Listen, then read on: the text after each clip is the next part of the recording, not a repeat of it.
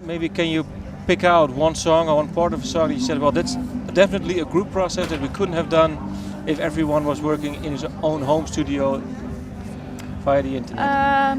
Well, the way it went was basically that all 5 guys wrote songs themselves, like basics. We made a selection, and then Joost was sitting with each of the band members who wrote particular songs just first individually to work on the how do you say, the structure of the song. And after that was done, the rhythm section, so bass, guitar, and drums were going in the studio to play the songs to feel how they worked. It's different to write music on the computer than if you're actually playing it, and that's what we had with Requiem for the Indifferent. I think it was too over-computerized. You know, this time everything was thought through 1,000 times. All the unnecessary bullshit was cut out, and you know, this time it was we just keep the good stuff. And we also had a huge selection of songs to choose from. We had the luxury that 5 guys were writing songs, so it was a nice big variety of styles as well. Yeah.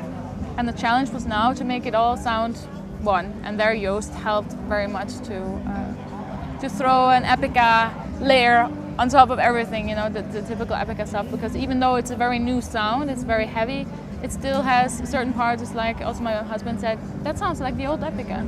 And that's a little bit what we wanted, you know. Meaning the first 2 or 3 albums? The really old Epica. I think that's also part because there's a lot of choirs on it now this time. And this is now the album I've been waiting for, you know. It was as a singer as well, especially. Why? Can you explain? Well, for me, with each record I try to improve myself and become better. And sometimes you feel you've hit the roof, like, okay, what can I do to improve myself? And one thing that made me now a better singer is, I guess, to reach a higher level emotionally. To becoming a mother is such a total, like a beautiful, crazy thing happening to you. And I included that in my singing. It's in my essence somehow. So you can tap into a new sort of emotion. Yeah, I got a new corner in my mind. His name is Vincent. That's good.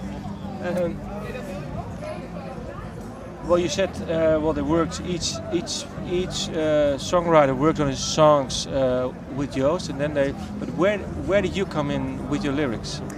The lyrics are always totally at the end. So when the songs have their almost final structure, Joost, Mark, and Sasha came to my house in the middle of July. We had like 2 sessions where we were working on vocals, and we then create very cheesy lyrics, which is like romantic, like nonsense lyrics to carry the melody. And during that process, we also were like, okay, this song, we got to cut this out. We got to make it more compact. And so besides creating vocal lines, writing half of the lyrics, I just gave my opinion on what I thought, you know, this song is stuck. This needs to change, you know, it needs to develop more. And after the vocal lines are set, we record them with the nonsense lyrics, which sometimes still are in my mind, even though we have the new lyrics. And then me and Mark recreated the lyrics. So you have then the melody and you know the words, how they should flow, and then you have to put the topic which you have for that song in it. And it's with some songs it went super fast, and there's one song, it's called Memento. It's an additional track. Like shortly before I went into the studio, I just didn't know what to do with it. That lyric which we had was stuck on my mind. It didn't make any sense, but I had to make a sense out of it. So yeah, the internet helped me out a little bit with getting a topic for that, and it's actually kind of how do you say, horror story. It's like about serial killers.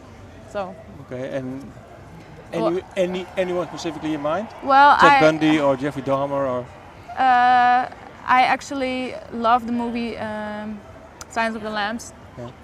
So I believe his name is Leatherface, because he cut this. Yeah, he used several body parts to make masks or bodysuits and belts and all that stuff. His name is Ed, I think. Ed Gein? Ed Gein, I think.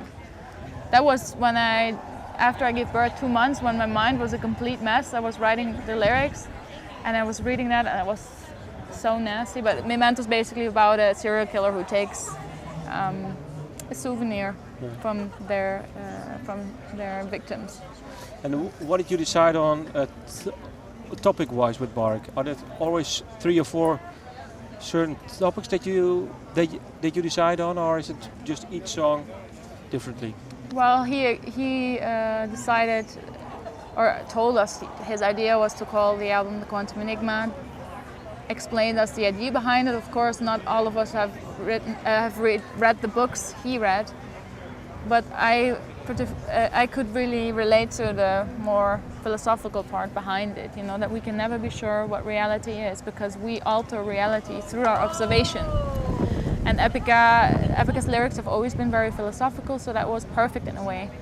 The quantum physics have been introduced already on Design Your Universe, and we are also known to kind of take stuff from the past and make second, third, and whatever parts of it. And then Mark asked me which songs would you like to write the lyrics for, so I picked my songs and he took the rest, and then I was basically free to kind of write songs within the concept of what is reality, you know. What song lyric are you most proud of? You said, well, this is something that I couldn't have thought before we went into the album. I believe I would have to choose. Yeah, it's tricky, but I think still Canvas of Life, because that's very sincere. It's very real, and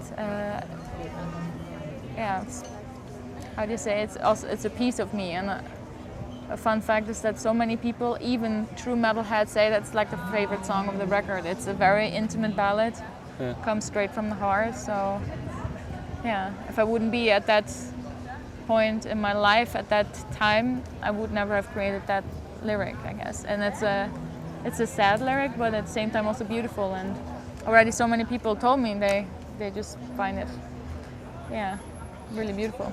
I don't know if you want to share it, but what family member passed away? One of my aunts died of cancer, too young, unfortunately. So bad. Last question. Well, you celebrated your 10th anniversary. Yes. 2 years ago, I think, or 3. No, it was last year. Last year, yeah. Last year, March, yeah. 1 year ago. What keeps you going as a band? The fans, I guess, and the music, the creative drive we all have.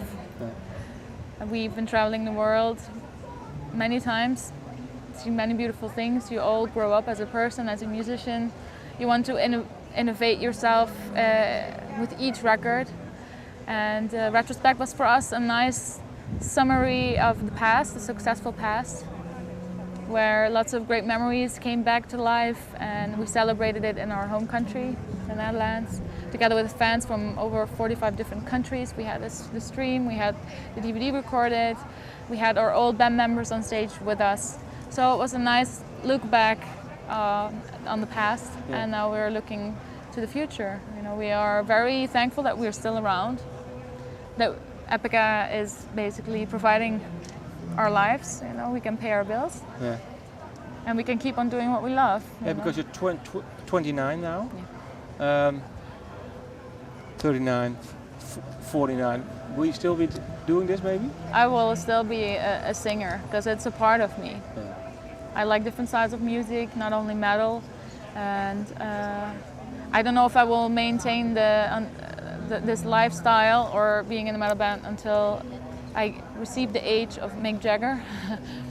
I don't know. But you still have 40 years to go, so. Yeah. Who knows? Maybe metal is not cool anymore. My son's gonna say, you play in a boring band. I gotta do something else. That's good. Last question. What did the guys of Epica give your son when he was born? They gave me a very practical gift, thanks to the wife of our keyboarder, because she was already a mom. They gave me a baby carrier called Manduka, so I could carry my baby with me.